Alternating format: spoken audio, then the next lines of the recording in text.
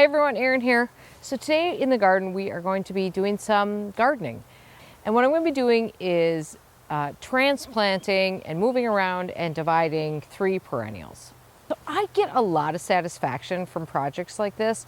It's the same sort of satisfaction I get when we harvest and eat something out of the garden that I've grown from seed. It appeals to the sort of frugal side of me, which is a good balance since half the time I'm out there like spending oodles of money on all sorts of plants. I like this feeling of making the most of what you have in your garden. And in some cases, moving things around because you need to, because it's time to do that. And that is the case for 2 of the, well, actually I think it's all 3 of them, to be honest, in one way or another. And while we're at it, we'll talk a little bit about each one of these perennials, which are not your average ordinary ones. So I actually got a little bit of a head start on this first one because I knew it was going to be hard against this little retaining wall. And the retaining wall is, in fact, sort of giving way here. But this is Hakonechloa Stripe-It Rich. It's a variety that I couldn't tell you where I got it. It's been here for a long time, and I don't know that I've ever seen it anywhere else before. I am standing between here. There are 3 June hostas, one behind me, one there, one there. This has blocked out the June hostas, which are one of my favorite hostas, by the way. Oh, this thing is a beast. But also, I need this in another spot. But really, I really needed to get this out of here because it was just not allowing these June hostas to do their thing. This thing is just, I mean, this root ball is just absolutely nuts. I'm trying to work some of the soil off it so I can actually sort of manage this in some way.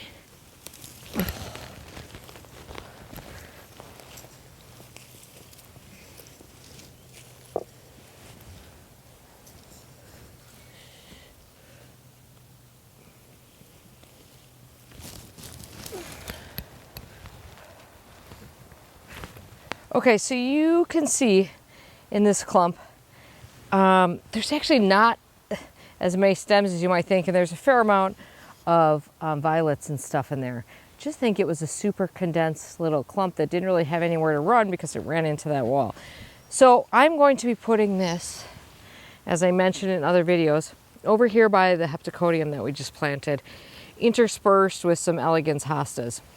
Now I have another clump of this too, which is coming out, and that is right here. Much bigger clump. Should be equally challenging to dig up, I think. So I think there's really only one way to attack this, and that is aggressively. The good news is I don't need to worry about damaging my lawn during this process because my lawn is garbage. So ideally what I'm going to do is try to get the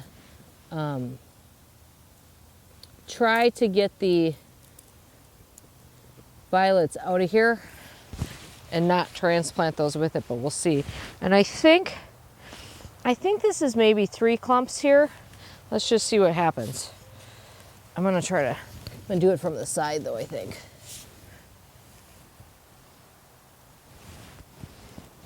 Holy smokes, this is gonna be a beast.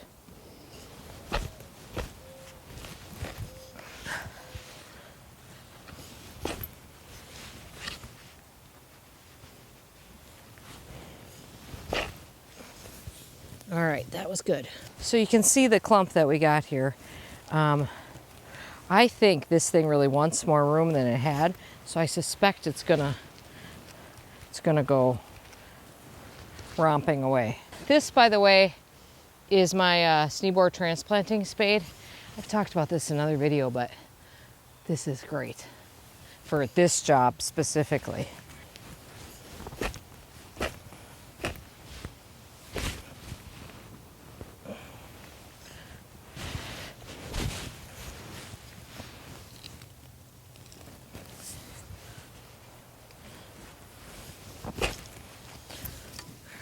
If you're familiar with Aureola Hakonechloa or Hakonechloa, Japanese forest grass, that is a little bit of what Stripe-It Rich looks like, except I think Stripe-It Rich is a little larger, and actually I think it's got a prettier variation pattern on it. I don't know why it's not more popular, to be honest. Now the soil here has all just been worked up when we were planting this tree. So it's no doubt that it should be easy to dig. I am gonna use, because I have some, I'm gonna use some of these Forget About It Root Zone feeder packs, which you saw me using if you watched the tree planting video. But let me tell you what's in these. A measured dose of fertilizer, mycorrhiza, biochar, azomite, and micronized oyster shell flour. No mixing or measuring, add 1 pack at a time or underneath plant root ball. And these are 422s. Listen, stuff like this, I think it's nice to do it if you have it. I've done it a million times without it. But I think, especially because I am babying these plants a little bit, because like I said, I can't go out and buy this plant again, right? So I do want it to be happy plant. Plus, those are pretty easy. Okay, let's put a clump in there, maybe the biggest one in there.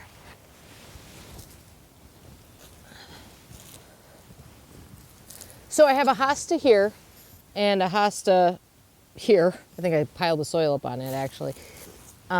So, you know, my hope is that this sort of comes up throughout the hosta. And obviously we're going for a texture contrast here. That's the whole point of this, because we're gonna have the big bold leaves of the hosta and then the fine foliage of the grass.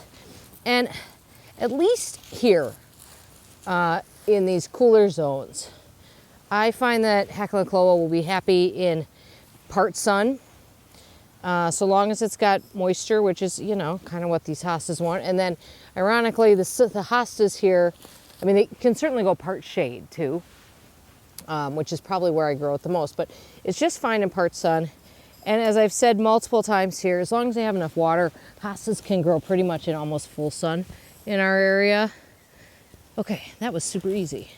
So I explained the vision for this a little bit in the video about removing the service berry here and planting this. But before I had these hostas kind of growing in a circle around this area, and I wanted to change it up and add some texture contrast to it this time, which is why I'm incorporating this Hakonechloa. And I may put in a third small flowering plant, possibly even an annual. We'll see if it needs that or not, but I just wanted this to not be so solid one planting. Change it up a little bit. So one thing I forgot to mention is that the reason I held off on doing this until now was that Hakonechloa is a warm season grass. And with warm season grasses, the best time to move them, divide them, etc., is right when they start putting up new growth. So this is actually like the perfect timing to do this based on this growth. So you want to start seeing a little bit of growth, but not a ton of it.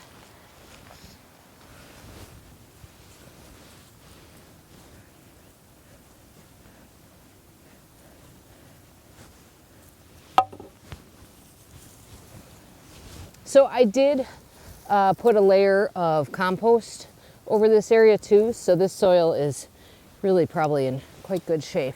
And with these planted, after I water everything in, I will come back and mulch this corner as well.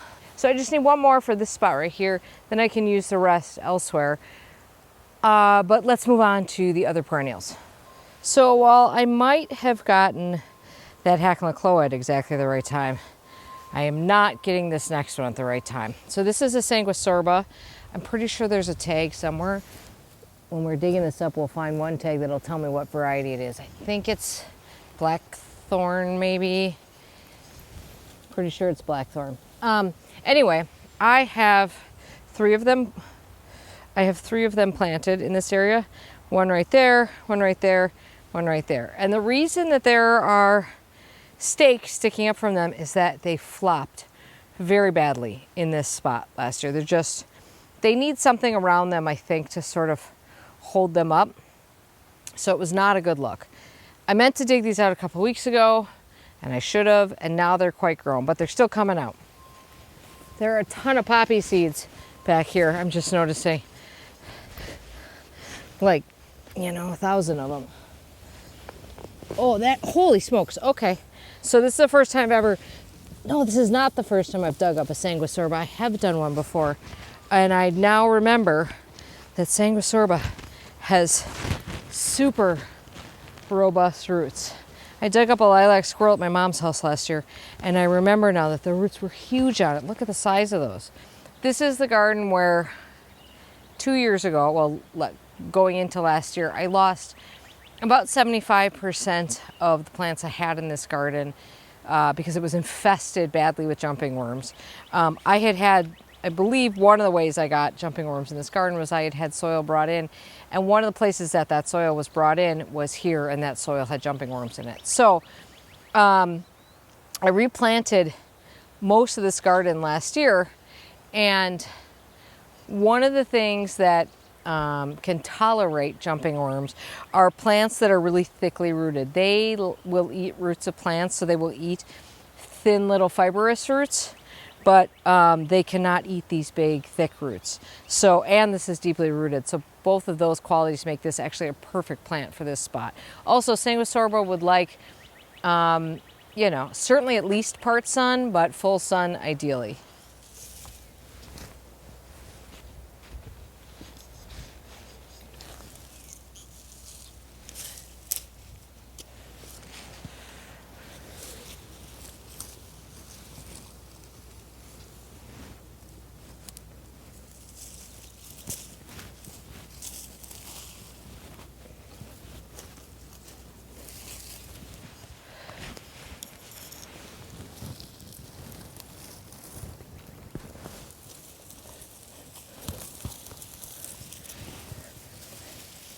All right.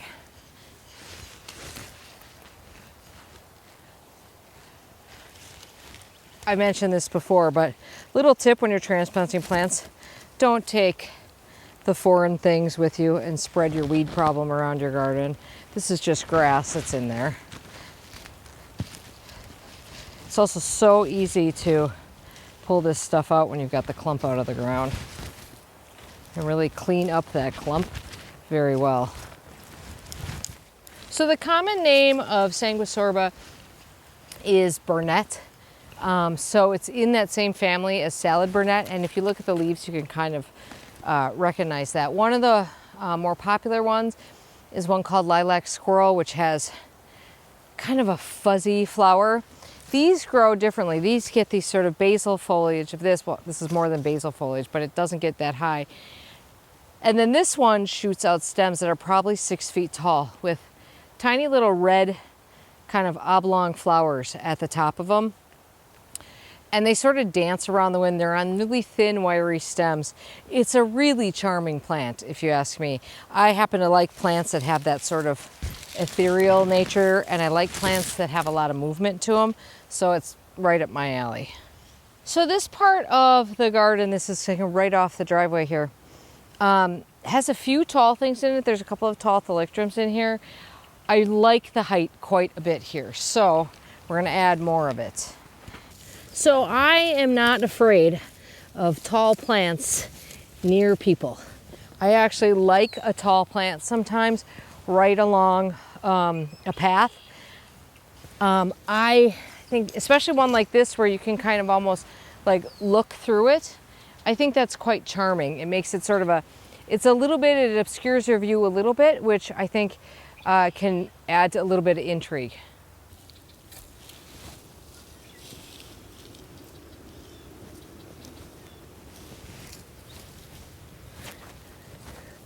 Now, some of this is to see how these plants do here and if they like it. And if they do well, if they don't do well, I'll move them again.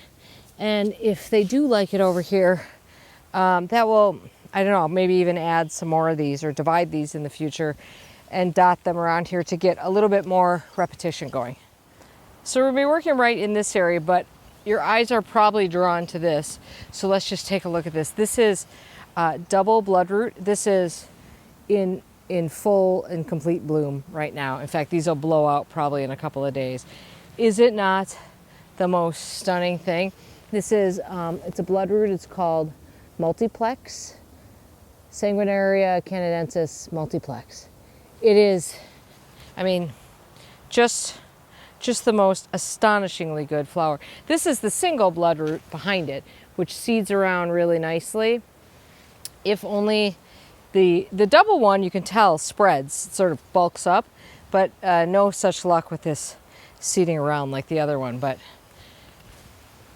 it's a little spring ephemeral that is just, I mean, it's almost prettier in these areas where they're not fully open, but I'm sure, I mean, it's just, it stands out like a bright flashing light in the garden right now. So I knew you'd want to know what that is when you see us working over here. And this is where we're working. So all of this is a fabulous Aster, the name of which I'm going to have to put on the screen because I forgot it. And then Roy Diblick, I got it at his nursery, told me what it was last year, and now I've forgotten it again, so I'm going to have to go through my text to find it. But you can see that it is spreading a lot. It's all the way over here, all the way up over here, and all the way over there. So this thing is probably a 4-foot wide clump now. I love it, and it's great, but it is really usurping onto the front of this bed and taking up way too much room. So we are going to leave some, but dig out a lot of it and move it around. This is one of the last things to bloom in the garden, and for that reason alone, it's an excellent plant because we need things blooming in September and October. I'm really going to be aggressive about cutting chunks of this out.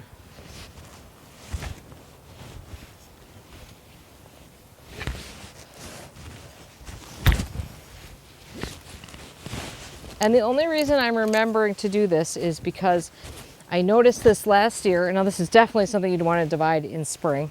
I noticed this last year in fall, and I made a note in my phone that said, must do in spring.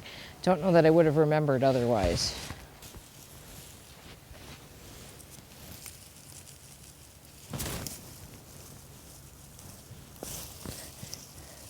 So let's take a look at this root system here, which is much different from the root system on the other two plants that we've dug up.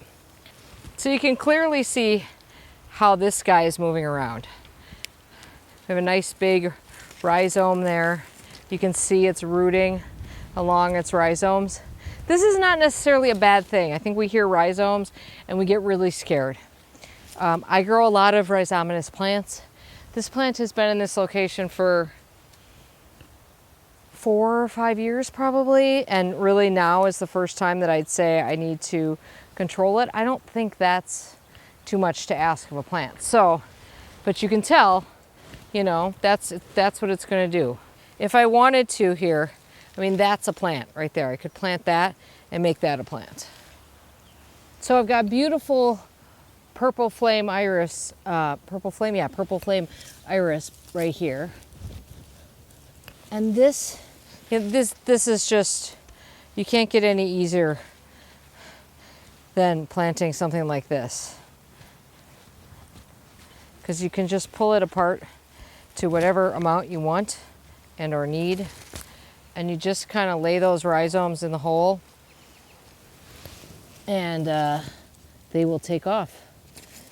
My hope is that something like this with these really fibrous roots will help stabilize this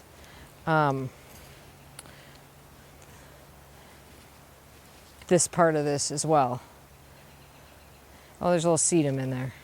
So you can almost like bundle them up and plant them on their side, and they'll do their thing. I mean, I hate to say how easy this is.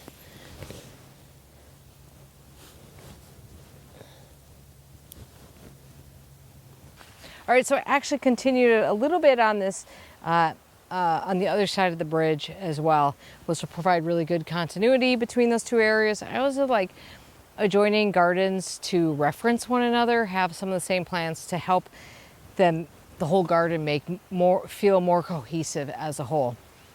All right, so that was transplanting 3 very different plants with 3 very different root structures. We had those sort of fibrous hairy roots on the Hakonechloa. We had the big deep roots of the Sanguisorba, and then we have these rhizomatous roots of this Aster. And obviously all are transplanted in basically the same way, but division is different with these. All right, that's a nice job checked off my list. I actually have to finish digging out the last bit of that Hakonechloa to move that around. But feels good to make more plants and fill in garden spaces and correct problems in the garden. That's the gardening part that I really love. Hope you enjoyed that. If you did, please consider liking and subscribing. It helps me a lot and I appreciate it. Have a great day in your garden. We'll see you soon. Bye.